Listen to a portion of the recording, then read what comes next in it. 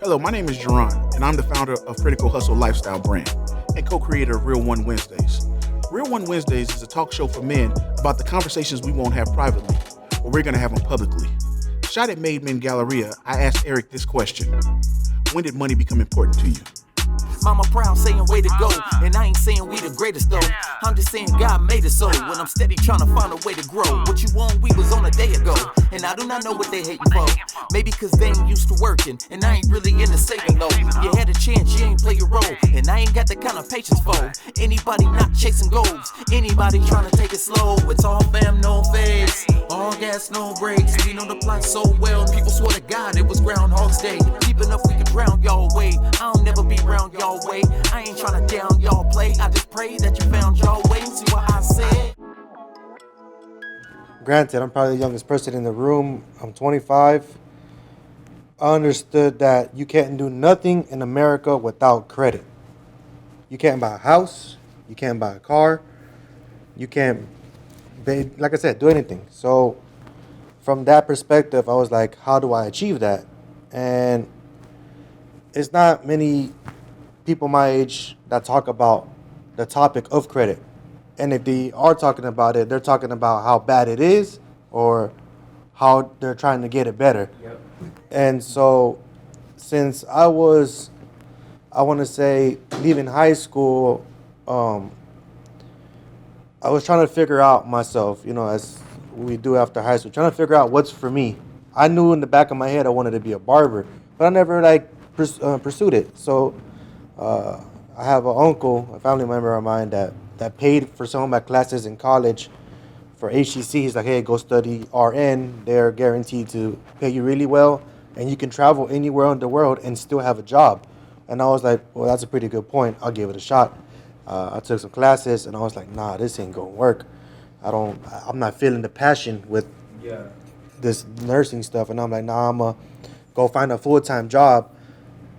I was working through high school, making money, and I was like, man, I need to pay for prom. I need to pay for a ticket. I need to pay for this and that. And I was like, damn, this is costing me a lot of money. And I'm in high school. Like, my parents taught me, hey, Eric, go to school full time. Don't worry about a job. Go to college. Pretty much what we're saying. Yeah. Everyone down south has to go to eventually college. I joke about it now. I'd be like, I'm not a college student, but I went to Barber College. You know what I'm saying? I still did something, But I think that money became more of an important value to me growing up was when I started paying for my own barber college. So I would work full time. I used to work at Champs. I used to be an assistant manager. So I would open up the store or close it. So what I would do was work full time, get my money, pay the barber college, make sure I got my supplies, and push through. And I started to appreciate money more when I would work from home. So when I first started cutting hair, I was cutting from my crib, from the garage. I set a little station up. It was dope. I had nothing. But eventually, look what I have now. It's blessings for sure. I count them every day. When I would cut hair, I was cutting hair for $5. So I was like, damn, man, I'm making this money, boy. I'm $5. Come on. I'm getting it. I'm coming. Let's go. Let's get it. And I'm like happy I'm making $10, $15, $20, $30, $40 and getting my practice in at the same time. As a barber growing up or continuing a career, you're just like fake it till you make it. And so money eventually started to give me value as a person because I essentially combined that with personality and lifestyle. And I was like, okay, what image do I want to behold to my audience, which is Instagram and social media. I'm young and I grew up on MySpace, and that's the earliest form of social media for me.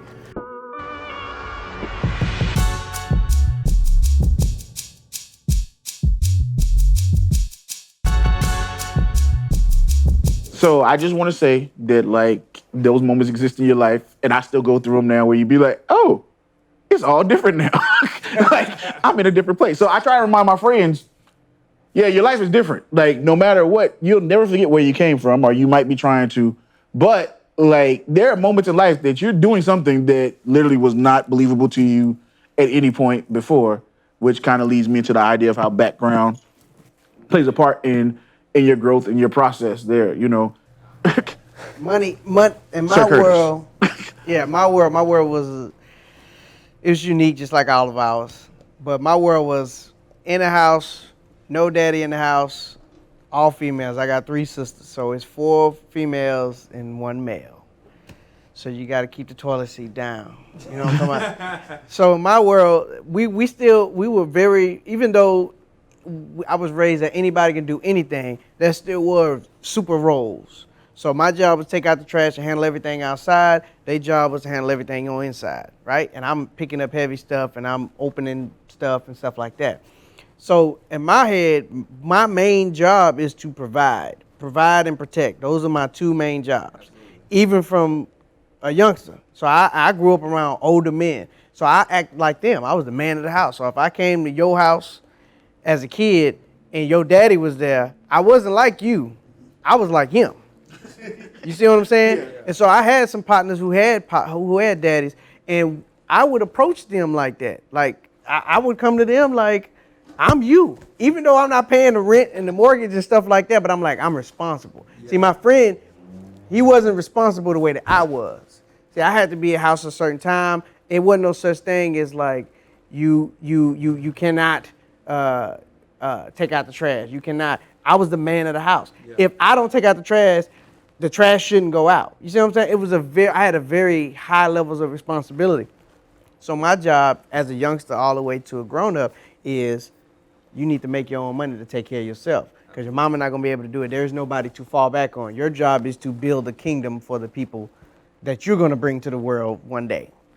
And even your sisters, if they ever slip, then you need to be that cushion for them. Absolutely. But mama raised them really tough to where it's like, I know they ain't going to need me like that unless it's time to protect, right? They get with some dude and maybe, you know, he ain't got enough game or whatever the case may be, and he decide he want to do something, and you know what I mean? Little brother shows up, and then I got my duties that I have to handle.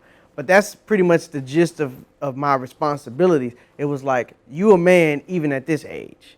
So a lot of that had to do with making your own money. So I had to cut yards. I had to get paid for that. I had to sweep the roof, which is kind of silly, but I'm in Acres home, so trees is bigger than the house, so they fall on the house. You got to get up there and sweep the roof. And so I would get paid to do man jobs at other people's houses too, even though I can't fix nothing. But because I had to balance it. I had to balance the responsibilities of being the man of the house at that age and then trying to figure out my future. And in my case, my future wasn't going to be a handyman. My future was going to be more of a white-collar type of job because people used to always say I was smart. So in my head, smart meant I was going to be in the business suit, and you know, and none of those people were around me. So I knew I was going to be like going away from all of that. Like I wasn't going to just be in the neighborhood. I knew I was going to go out, get money, and bring it back to the community. So, but I didn't have the connections to do that. So my job was to survive along the way until I can get into college or some level of higher education so I can be up there with the big dogs and making those big decisions and bring all that back and try to help out the people that's there. So I knew that those bags were going to change. I thought these were all little bags. I didn't think I was going to get rich when I was a kid. You know what I mean? I'm like, my job is to survive and buy my own clothes so my mama don't have to buy to get off the payroll and all that kind of stuff. And then I was going to boost off to college. And then from college, I was going to boost off to this amazing job that's going to pay me all this money. And I don't have to cut no yards no more and none of this other stuff. I point there, cut that yard, wash that car. You know, that was going to be my reality. The funny thing that you said at that point that like is interesting is you said, I knew I was going to go out and bring it back to the community. I was going to bring it back. I knew I was going to get out. I didn't know what the community was going to do, but I was going to get out. Yeah. And wherever I go, I'm going to go and spread this wonderful thing, but I wouldn't come back. Yeah. Like, well, I'm from here. I'm from Acres Home, and so it's a very family-oriented place. So my mama's still there, my daddy's still there, even though we didn't grow up together. He around the corner. My uncles, my aunties, my grandma, my great-grandma. So I'm very tied to the community, you know. And I'm like, if I was gonna work in Houston, then yeah, I'm gonna have a certain sense of obligation to come back and try to help other people that was like me. Because remember, like I said, I wasn't surrounded by other people that was Like if I wanted to be a mechanic, I knew mechanics. If I wanted to be a truck driver, I knew truck drivers. But I didn't know nobody that was in that type of business where they had to wear a suit every day, which is not what I do now. But I didn't know those people at the time, you know. And so now I want to at least for a kid down the street or around the corner be like, man, I know somebody that's in IT, you know. Like they asked me, I think that's dope. Work at the gas station? No, I don't work at the gas station. I also think it's dope that you said, I knew I was gonna go to college. Because for me, like I always point back to that, like that was not my reality of thought. It was like, I'm going to get out. I'm going to get a job. Like I went to college 22. So when I graduated, I tried colleges, but I was like, I don't want to do this. I knew how to get a job. Like I knew how to, my godmother would always say, you want to get a job? Put on your white shirt, go down to the store, grocery store, be like, you want to get a job. Right. And the funny thing is, I truly believe that that's still possible today. Like you can get a job walking into a building and find out who hires. But like it was never go to college and then you can go here. So like to me, when I hear that, like I think that our environments are similar.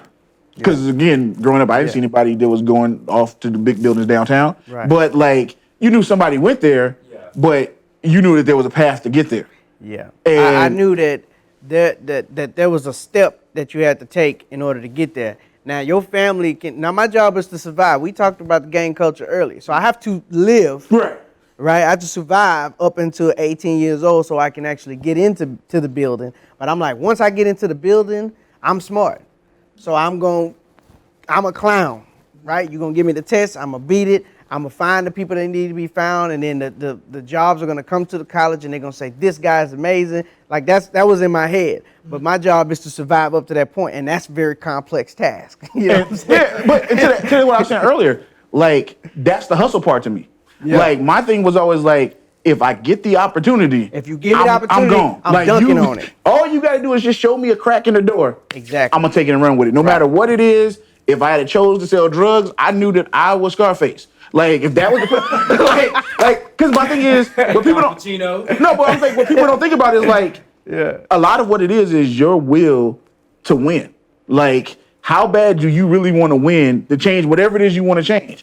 So like, you knowing at that point that I want to get to this place, you had a path. Like my thing was, I got told I was smart. Like you always get the kid in the hood, you be like, you're the smart kid. Even the gang members like, you don't need to bang, you smart. You got this, and you get all that. But then like that's where it stops. Right. So like if nobody gives you that instructions. extra thing, perfect example, you find many dudes that sell dope could run a Fortune 500 company, but they was always a smart kid that never got told how to go this way. But it was that one dude that was like, oh, you smart. Like one of my favorite movies is Fresh. Cause I was just like, you see this kid, only people telling him he's smart is the dope dealers. Right. They the only ones that's giving him money to be like, go do this, go do that. And my thing is like the environments are what raise you and how you get introduced to certain situations kind of guide you along in that process. I'll say this, and I'm gonna ask Lance the question about money, is because my father said this to me when I called him, told him I was done with school, graduated. He was like, yeah, I should tell everybody like Jerron's gonna make one of two choices. He's either gonna go get an education that his mom wants to get, or he's gonna be in the streets. I'm happy that he understands both of them. He tells me I'm happy you chose to go this way, but I understood that like you could go either way. And when you say that, you feel that way, it's one thing to say it, but then you realize the people that raised you are like, no, I knew it was either this or this for you. I'm happy you chose this, but I knew if you chose this, then you were gonna go there. Because what I realized is, like I said, that desire to be whatever you want to become or get wherever you're gonna get to doesn't change no matter what decisions you make. You just learn how to navigate those different environments or apply those different principles in certain places. So for me, like education is a thing, but to me, it's that old adage where like, in the hood, you can play basketball, do music, or get education. Rapper go to the league. Right. And I was like, thinking about it, education just made sense. Cause I was like, too many people that have died doing this. I'm 5'6". I'm not going to nobody's league doing nothing. The best I could get out of sports is an education.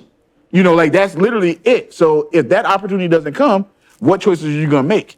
Even my decision to come to Texas was really based off the fact there was an opportunity to go to a black college. Like that was kind of like important to me. Like what is that gonna be like? Do they not have black colleges in California? No, we're as far west as they go. Like Texas Southern and Prairie View is closest to the West Coast as you can get. Never knew that. Well, slavery, like they stopped kind of in Texas and then it was kind of free for all there. So like, I We just didn't have. thought. I mean, maybe it was just a lesser name, but I really did not know that. No, they like it stops here. And now if somebody pops up and be like, "No, we're here," I was like, "What year?" Because like everything here is like 18 something or some like long historical. We've been here as long as Harvard kind of thing.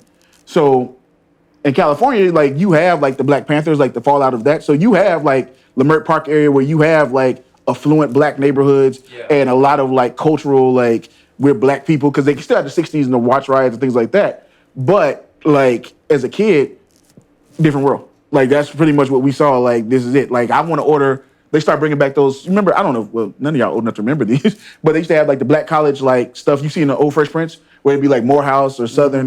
Like I remember those. And so they brought them back now. They're like $150. I was like, nah. You know what? I just go up to the campus and get one now. But like that was my introduction to the idea of going to a Black college. So when the time came for me to go, or when I made the decision I was going to go to school, like coming out here, that was important to me because I was just like, in that environment, like you don't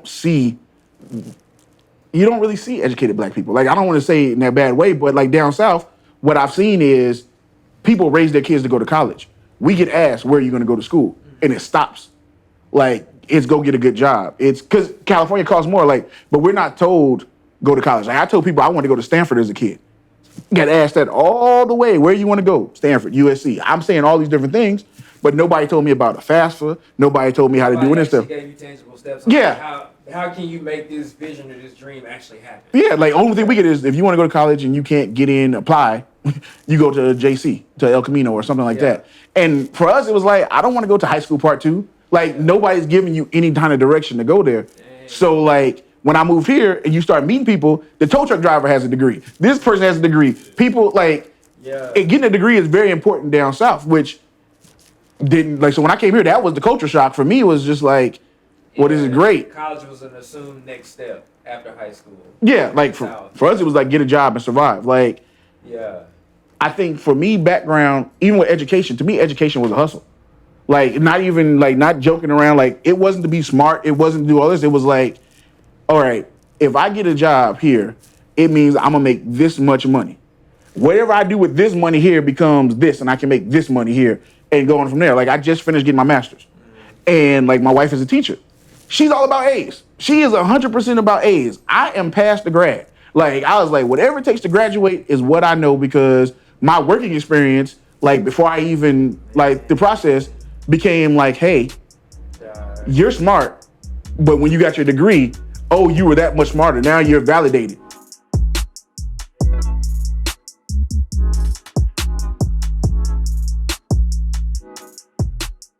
As you can see, Real One Wednesdays is not your average barbershop conversation. We take men of different social and economic backgrounds and give them real issues to discuss. For more information about Real One Wednesdays, be sure to follow Critical Hustle on all social media platforms. On the next episode, we discuss Education is the Hustle. Thank you for watching.